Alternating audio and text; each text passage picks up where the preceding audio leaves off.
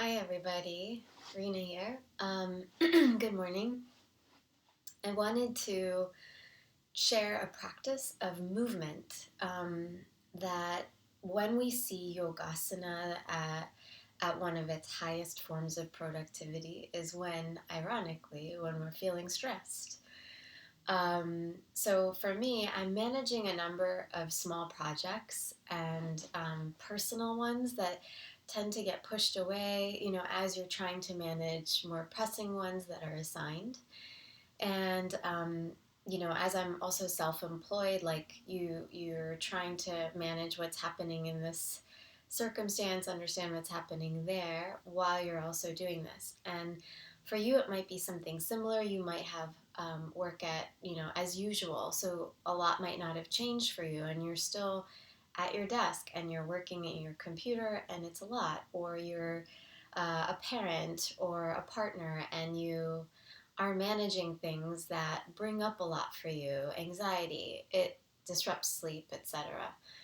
So for me, I always, I start to feel a little tight when I'm starting to feel stressed, and I really felt it in the last week, just because actually a couple of things were needed and required at one time.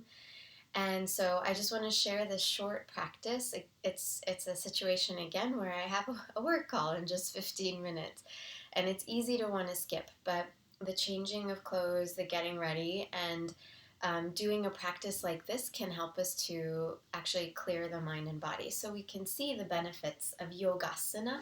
Some people just say asana, but typically we put it together with yogasana, which is moving or even seated practices, meaning metaphorically related to the physical body.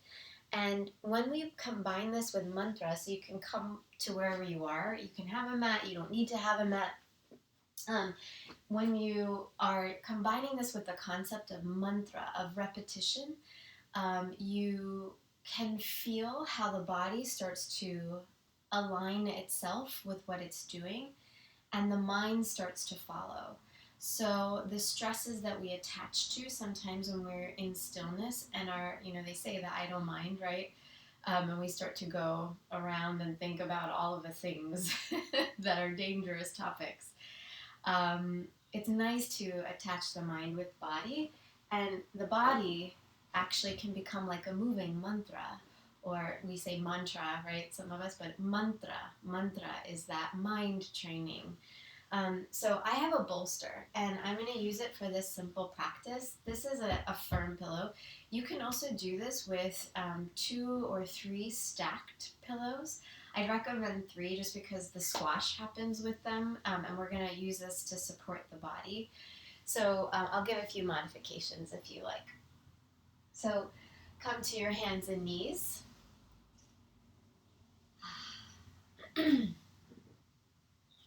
Remove any obstructions.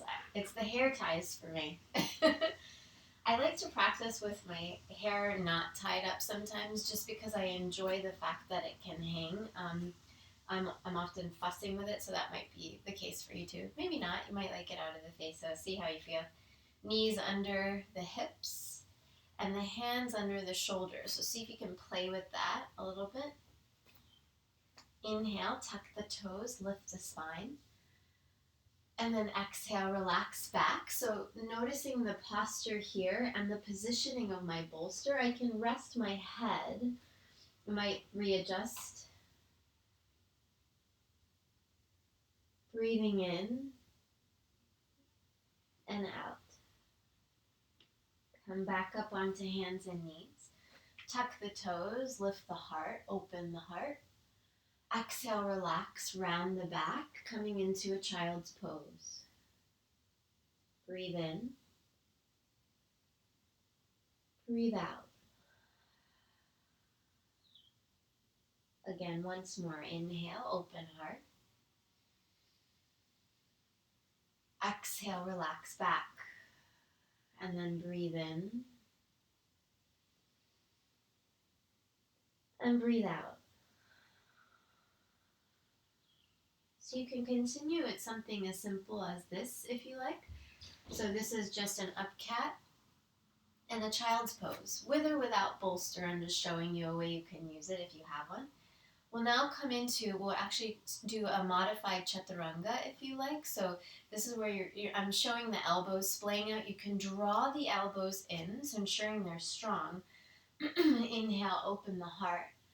And then exhale, elbows draw in as you lower, chest onto the bolster. I do this in the mornings or night sometimes because it gives me this really nice support. You can bring the tops of your feet to the mat or the floor. Inhale, lift into a gentle up dog, so this supports with the bolster as well. And then exhale back into a child's pose. Come back up onto hands and knees. Inhale, up cat. And then exhale, shift forward as you lower. See if you can lower one long line with the back. Elbows draw in, relax onto bolster, tops of feet to the floor. Inhale. You can also modify with a baby cobra instead of an up dog. So pressing tops of feet to floor, elbows draw in as you breathe in. And then exhale, tuck the toes, come back. And then tops of feet to floor, child's pose. So this moving rhythm, inhale, tuck the toes, open the heart. Exhale, lower, elbows down, or elbows in, tops of feet to floor. So choosing whether it's your baby cobra, elbows draw in, or into your upward dog. It's a modified upward dog, so kind of like cobra / upward dog. And then exhale back into child's pose. We'll do this a couple more times. So inhale, up cat. Exhale, elbows draw in. See if in one long line you can lower. Inhaling, tops of feet to floor, open the heart. This time, if you want, you can also play with lifting the thighs up off the floor. Exhale, child's pose. Inhale, tuck toes, open heart. Exhale, lower. Inhale, open heart. Exhale, child's pose, lower. Inhale, open the heart. Exhale, lower. Inhale, open the heart. Exhale, child's pose, lower. See if you can slow it. Inhale, open heart. Exhale, lower. Inhale, open heart. Exhale, lower. One more time. Inhale, open heart, a moving meditation. Exhale, lower. Inhale, open heart. Exhale, lower. Relax in your child's pose.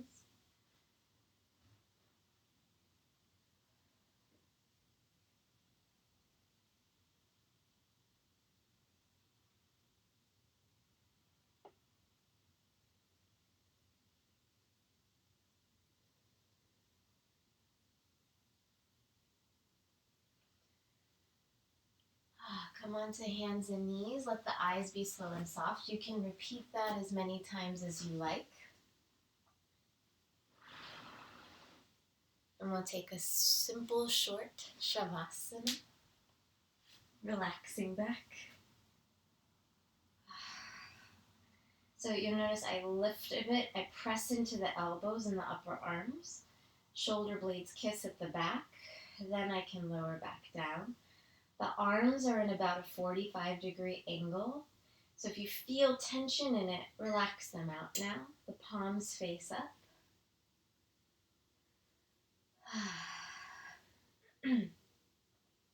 You can do the same practice with the buttocks. So extend legs one at a time. Gently squeeze the buttocks. And then release it. And then the thighs roll open naturally.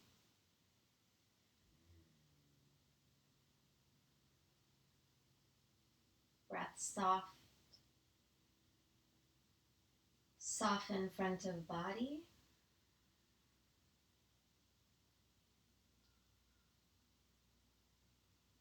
Teeth are apart, soften the back of the body.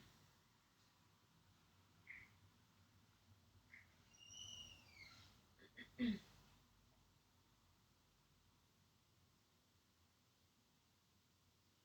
there's noise or if there's kids, just noticing, letting it happen.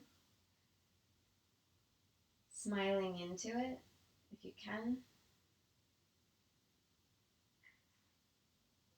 Not like clown smile, right? But finding the warmth, the memory in it that you will appreciate time from now, a time away from now.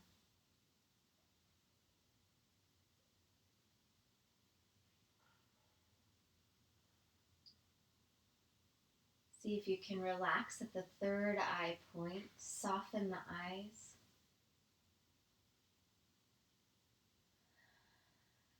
And either at third eye point or heart center, if there is an intention for the day, you can feel free to allow that.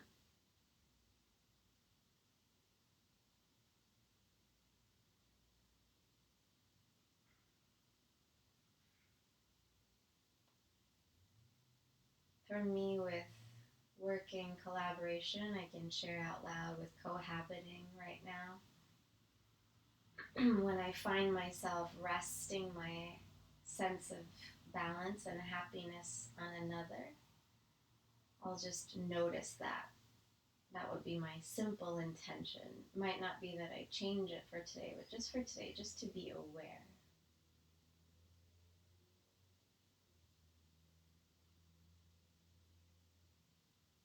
Wiggle the fingers and the toes, breathe in deeply. And breathe out. Breathe in, stretch the arms, point the toes. Breathe out. Breathe in, flex the toes, the feet. Stretch as you breathe in. So this stretch feels a little different on the back. This is like an Urdhva Hastasana reclined. So you'll feel the mechanics of the back shift. Exhale, relax. You can widen the legs if you want to bring the soles of feet together just to take a little hip opener.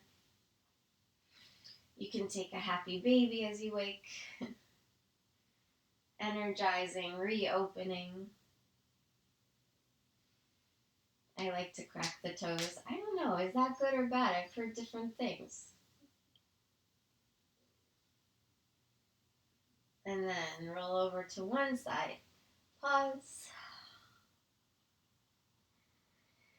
And when you feel ready, press up. Taking some breaths to rest, reopen.